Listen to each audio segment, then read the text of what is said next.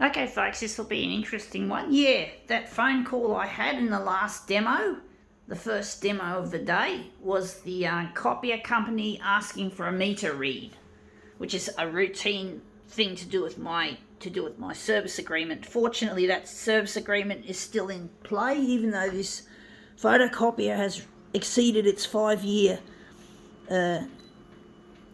typical lifespan. Well, I'm just glad I still can get my toner essentially for free. It's not actually free because you pay per copy, which is what the meter reading is all about. If you're not familiar with the office routine of the monthly meter read. So I'm really glad I still got the service agreement in play. Trying to get on the 6 o'clock news on Channel 9. And I just need this machine to be working, of course, and have toner and waste toner box and all that sort of shit that you get when you consumables. So yeah, I'm really grateful that obviously Konica Minolta have not pulled the plug on spare parts manufacturing for this device or devices like it. Anyway, enough of that. We got here a scrunched up shapes, originals shapes, as in Konica Minolta giving shape to ideas. No, they don't give shape to any new ideas. These companies like Konica Minolta of this photocopier industry. The photocopier industry has actually become highly stagnant. They don't care about innovation anymore. They like to dolly things up and change the hardware, but they don't typically change the software, except in Konica Minolta's case they remove features in a vain attempt to make the machinery more easier to use and to lure more customers to buying their shitty substandard product. I've got big dreams of redesigning the photocopier completely, or very close to complete, and it's not going to be anything like the shit we have nowadays in the industry where it's all about money. The love of money is indeed what drives the people in the industry to do what they do. They don't have any idea on how to innovate, and they don't care. There's no sense of excitement when a new range of photocopiers hits the market. It's just the same old boring legacy software with just those minor changes that I mentioned. And I'm just I want to redesign the photocopier. I want to make this photocopier the hardware last 60 years, and that the software that we put on it is going to be what changes, and that this software is going to basically, how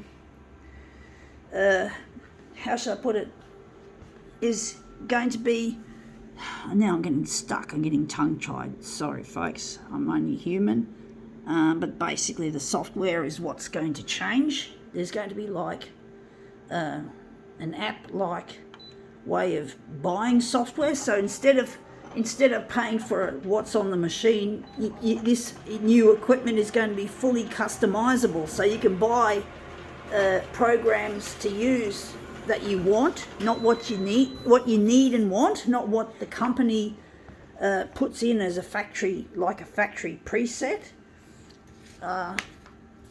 So if you the only thing that might come standard on this newfangled equipment that I'm proposing would have to be the enlargement and reduction, the really, really, really basic things that are typical on a photocopier. But basically, yeah, I really want to change the way it's done. I want to change the way the industry is, and I want to make these photocopiers last for 60 years, and the software gets changed, and you can choose what you can keep. If you don't want to upgrade the software, you can keep your favorite software. You can do what you want.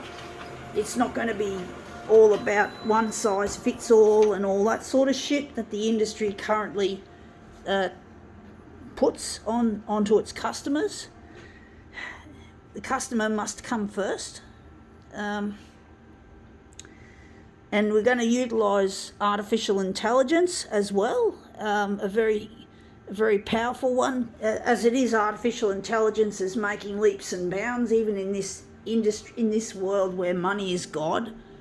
And basically, yeah, they're still making some real progress. It's quite controversial because people are afraid they're going to lose their jobs to all these AI applications. So, but yeah, and this photocopier has got to be, the hardware's got to be manufactured from recycled materials, primarily recycled materials as much as possible, not virgin materials. We've got to mine I envisage mining the e-waste dumps of the world in places like India and China, where heaps of waste gets dumped and polluting the environment and waterways and shit.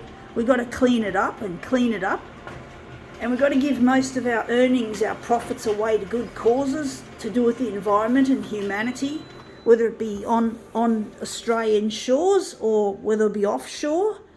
There's a lot of things I want to do when I become CEO of this photocopier company that I propose. I don't like this wishy-washy look to the colours. I do think I'm just going to see.